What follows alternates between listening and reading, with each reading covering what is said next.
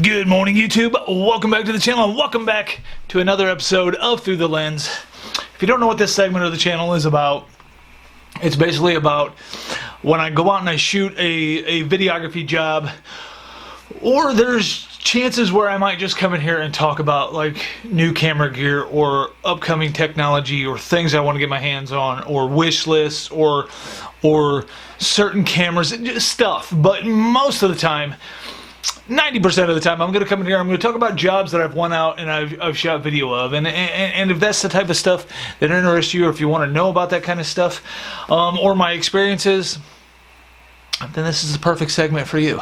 Some people might ask, why, Steve, why do you come in here and sit down and talk about what you just went and shot video of? Well, because usually the things, the videos, the videography jobs and the stuff that I go out and I shoot video of is very interesting.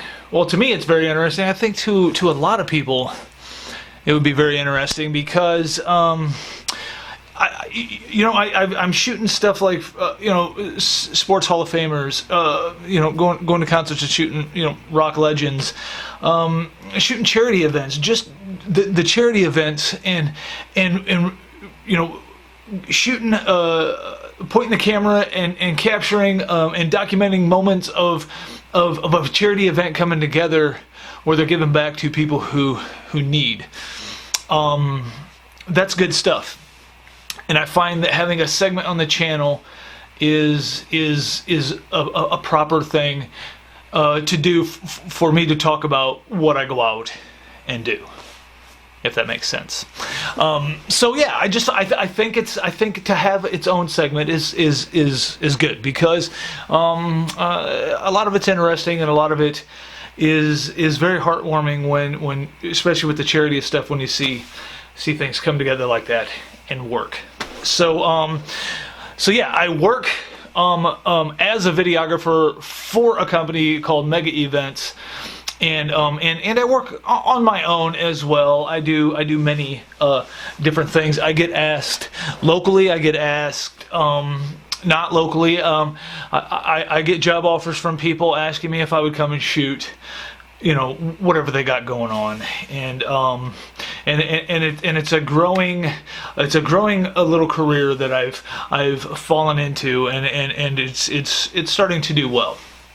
But mostly I work for Mega Events, and the things that are going on in there, and for Real Image Media Solutions. I mean, I'm not forgetting Real Image Media Solutions, but because I guess that's where when I'm going out on my own and getting jobs, it falls under Real Image Media Solutions, and then a lot of the really bigger stuff fall under Mega Events. If you care, it's just a little back history of what I'm doing and why I'm doing it and who's helping me do it and things like that.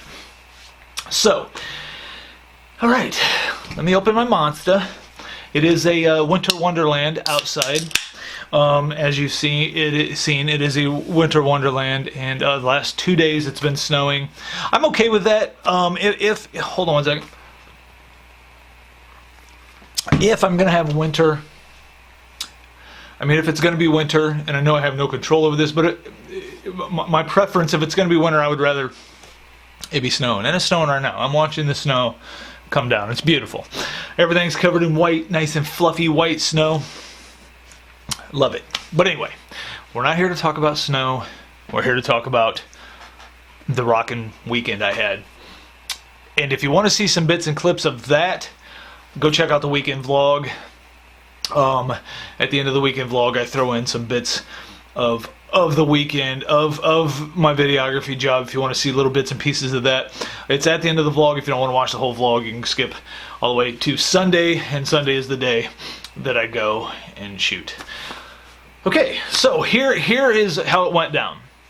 I've known months in advance that this was a possibility. I knew months in advance that to go and shoot at this venue. The venue was 115 Bourbon Street. It's a venue in Marionette, Illinois, suburb of Chicago, and it's very large. It's a very large place, and it was very packed for a Sunday evening. And as big as this place was, it was front to back. I mean, wall to wall full. Nice place, tables everywhere. People could sit, they could go up and dance, they could do whatever. It was a great place. 115 Bourbon Street, Marionette, Illinois. If you ever want to go when they're holding events and stuff, this was a St. Patrick's Day themed event, and maybe that's what packed it more, maybe. But I have a feeling that this place fills up because they had valet parkers there. You would pull up, they would park your car for you. Taxi drivers everywhere dropping people off. This place was filling up fast. When my wife and I got there, we found a place to park, and then we walked in, and all I did was, I had my camera gear with me. I had some credentials on me stating who I was. And my wife and I walked up to the valet parkers because we weren't sure who we talked to, and the valet parkers pointed us towards the people at the door who were taking your money to get into the venue. I simply walked up to them and I said, listen, I don't know if I'm on a list. I don't know what's going on, but I'm here to shoot video for a band. I'm here to shoot video for the Jerkies, which was the name of the band. And the guy's like, oh, all right, follow me. We'll see what's going on. So he walks my wife and I to the door. He opens up the door for us. He says, there you go. We didn't have to go talk to management. We didn't have to go talk to nobody. He just let me in the door. This is usually the fashion that these things go when I go to these events. It just seems to work out. It seems to, nobody questions me. I tell them who I am, and it's not that like my name is known all over, because it's not. These people had no clue who I was. But it's just, maybe that's kind of my look, and maybe that's kind of why this kind of work is working out for me, because they just don't ask questions. I walk up, I have credentials on, I have things on, I've got all my camera gear. They're probably thinking, well, this dude's legit. Like he's here to shoot video, no doubt. It's obvious, but it's just the fashion it goes. We walk in, whether it's Zach and I or myself or whatever, we can walk into a place, tell them who we are, they'll show us where we need to go, and it's that. It's as simple as that. It's not like, well, you're not on this list, and we can't have you in. It's never like that. I'm pretty sure Mike from the Jerkies, the lead singer of the Jerkies, set it up. He said he was going to try to, but so maybe that's why. I don't know, but it works in that fashion. So anyway, we get in. I text Mike. I'm like, dude, I'm here. He's like, well, we're table in the middle of the room. So I go to the middle of the room. There's a table. His brother Johnny's sitting there. So we grab a seat real quick. And I soon start to realize this isn't the place I need to sit. This isn't the place I can set up. This isn't going to work. This is a small table. There's people everywhere. I was going to be in everybody's way. So I made my way past a security guard who was watching a doorway. And in the corner, there was a stage, there was a door, a double door that the security guard was keeping an eye on. And in this corner here was a U-shaped booth. So I walked past the security guard. He didn't say a word to me. I set my stuff on the table. Mike comes up and greets me. I said, dude, I'm just going to set up here. He said, do what you want. And so my wife had a nice seat, kind of backside stage, where she could see me and the band and listen to the music, and she had a nice comfy seat, and I had a nice place to set up all my stuff that was safe. It wouldn't be getting bumped into. It couldn't have worked out more perfect for this situation than that. There was a great spot to sit. A great spot to set up. Nobody was around. It was kind of backstage, and nobody was allowed there anyway. The security guard nobody was allowed to come back there. So there was that. I opened up my camera gear. I started getting set up. I started setting cameras up on the stage. I ran into a technical issue with the sound guy because I had my digital audio recorder so I could get some fantastic audio of the whole show. He had a stereo out, but it was XLR only, and I didn't bring an adapter because their soundboard it came over on the Mayflower. Their soundboard, it was a good soundboard. It was a pro soundboard, but it was old. It was very old, and I said to the sound guy, I said, I got my digital audio recorder, I just need to hook into a stereo out. I have the cords and everything. If I could hook into a stereo out with my digital audio recorder, when the Jerkies come on, I'm going to come back, I'm going to hit record, and I'm going to record the whole show. Oh yeah, no problem. So I go grab my digital audio recorder. I come back. Well, he had another guy there, and the other guy's like, "Listen, man, I don't have auxiliary out. All I have is XLR." I'm like, "Oh God." I was like, "Dude, do you have an adapter?" I don't have an adapter. I'm like, "My gosh." I was like, he's like, "I do have like a thumb drive. You can plug in with a thumb drive, and we can record the show." I didn't have any thumb drives, let alone any thumb drives that would have held the capacity of all that audio. Actually, I do. I have a couple of them over there, but I didn't take them with me. I didn't think I needed them. All I thought I had to do was tap into the soundboard, and I would be golden. Wasn't gonna happen. I was pissed. I was pissed. I was like, this audio is going to be so distorted. Well, as I'm setting up my cameras, I'm like, wait a minute. My Pro mic. Let me show you. I will show you. This is my Pro mic. This is my Pro mic that I can hook to my Canon camera. This Pro mic goes to 0, -10, or +20 decibels. So I'm thinking I can lower the distortion. I can turn the mic to -10. So I click the mic onto -10. I was still a little concerned that the distortion was going to be there. I mean, most of you've probably gone to live shows. You know how loud it is, and when you're up close and recording, up close to these guys and recording, the distortion is ridiculous. I clicked it to -10 decibels, and I just did the show. I shot the whole show. I was going to work out audio. In the post production, I was going to work out audio and do my best. Mike came up to me. You could tell I was a little distraught, and he was like, "Are you able to get into the soundboard?" I said, "No." He's like, "Whatever happens, happens, man. Shoot the show. No big deal. I know you'll do great." All right. So I shot the whole show. And it was great. It was a great time. There was an Irish band before the Jerkies. They were amazing. Very good. A lot of Dropkick Murphy songs going on. Real good band. And I shot a load of footage of them just as setting up my cameras and trying to work things out. I figured I would shoot those guys, and I did, and they were good, and they were friendly, and they invited me up on stage, and they're like, "Hey man, where are you from, blah blah blah." I gave them a business card. They gave me a business card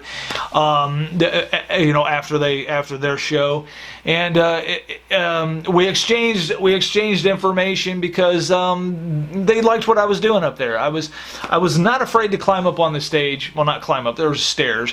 I was not afraid to get up on the stage and get up and close and personal with these guys. I was camera just inches away from guitars as they're jamming and staying out of their way. I know these guys have a show to put on. I know they have to perform. I know they have a crowd that wants to see them perform. So my job is to get the greatest shots I can possibly get without getting in their way. So that's and that makes it difficult. It does make it difficult, but you got to squat down, stand up, move around, and keep moving. So I had a stationary camera to capture, everything, and then I had my mobile camera and a couple other cameras going on to capture these moments, and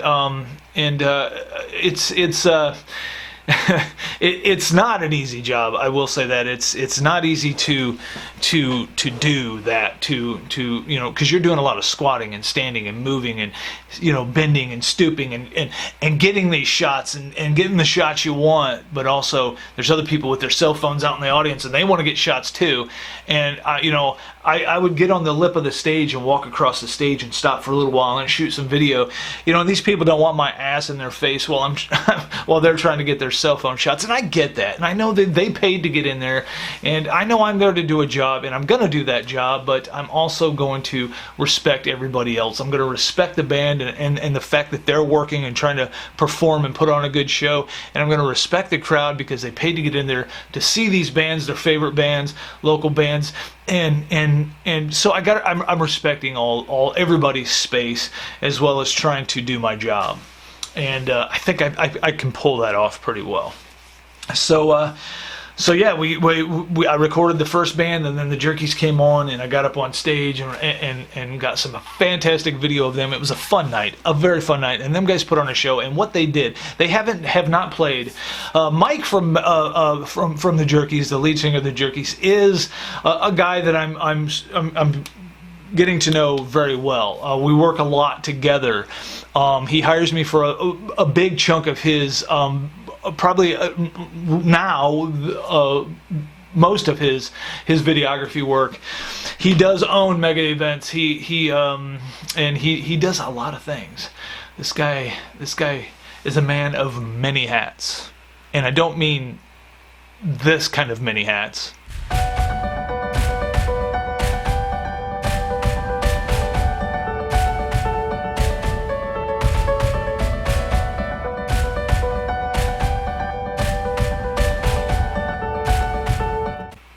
I mean, he does so much. I mean, he has owned a furniture store for like 30 plus years. Commercial celebrity. He is an auctioneer. He is an event coordinator. He is an actor in a haunted house and owns 50% of the haunted house. He does. I don't know when he sleeps. To be honest with you, he does a lot, which is good for me because being a primary videographer for Mike, this keeps me busy, and I'm not complaining. So the night went well. The night went very well, and the turning down to negative 10 decibels and recording the event worked perfectly. I checked the audio. And the audio came out fantastic. Before I turned the mic down, when I was recording the first of the Irish band, before I did not turn the mic to minus 10 decibels, and I shot a clip. And then I turned it to minus 10 decibels and shot another clip, and the difference between the two was like, I am so glad I did that. That made every bit of the footage I shot usable audio-wise and video-wise. So that worked out fantastic. It was a good night. Those guys put on a heck of a show. The house was packed. They really interact with the crowd, and they brought a bunch of women up on the stage afterwards to sing with them while they was doing their last two songs in the set. And they did 50 plus songs. It was one giant set. They never took a break. They never stopped. They meshed one song into another, sang all night long, played all night long. They played so much that the guitarist's guitar broke. They jammed so consistently that the guitarist's guitar broke. It was incredible, to say the least. They're a fantastic band. They haven't played together for 1 year. They haven't practiced, nothing. They come together at this venue. You could not even tell. They're talented, and they did an incredible show. The whole thing was a really good show. And St. Patrick's Day base, so there's a lot of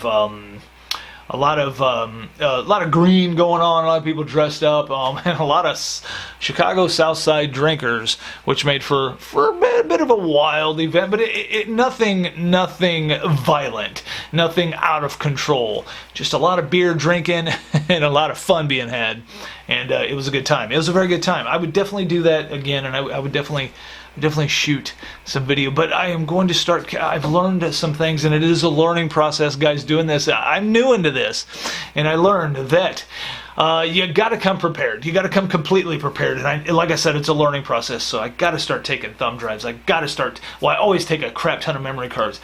I got to get an XLR to AV converter, auxiliary converter, or something, if they even make that. I gotta cover my ass when it comes to getting proper audio. Now that I know the Pro mic will record great audio. I do know that. I was up close and personal, and I was still getting good audio. I do know that, and that is a great option to have. But I also would just love to record the whole show, digital audio recorder, so I can use that in my clips. Would make things that much easier. So that was my night. My wife and I drove there. It was only an hour and a half away from us. We are right smack dab in the middle between Champaign and Chicago. The entertainment industry between the two cities are very well connected, very much connected, and we're right smack dab in the middle of that. So traveling to either place, one place is an hour, one is an hour and a half. It's never too far for me. Well, it would never be too far anyway. I would travel as far as I had to do a job, but but I'm right in the middle, so that makes it perfect. So we drove there, we got there, we found parking, we got in, no problems, smooth night. Everything went smooth. Oh, and I did fly my drone too. My wife was freaking out. She was begging me not to fly this drone in there. I was going to fly the drone. I put the drone up in the air. I was playing around with it. I was going to launch the drone from the stage and fly out over the crowd and get aerial footage of the band. I was afraid. There were security guards everywhere, and I was afraid I was going to press my luck. I'm one of these guys who think I can get by with anything. I honestly, in my brain, believe that I can get by with anything. So I was flying the drone in the building. My wife was freaking out. She was practically begging me to stop. Then I thought about it, and I was like, you know what? My goal here is to shoot this video. I don't need to get kicked out of this place. So I landed the drone and put it away, but and then I told Mike afterwards, I was like, dude, I was going to get drone footage. I was afraid I was getting in trouble. He was like, that's when you just do it and apologize later.